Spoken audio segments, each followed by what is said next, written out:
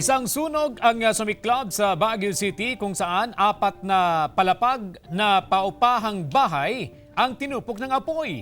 5 pamilya ang apektado. Tutukan sa report.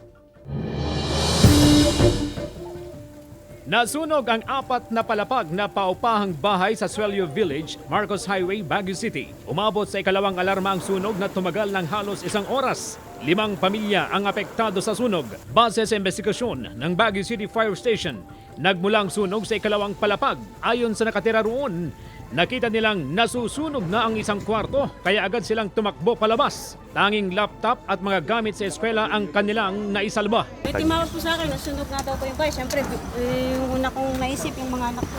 Wala namang naiulat na nasaktan sa sunog. Inaalam pa ang sanhi at halaga ng natupok na mga ari-arian. Wala bang pahayag ang may-ari ng bahay na si Marcos Atayan. Patuloy ang investigasyon sa insidente. As of the cause,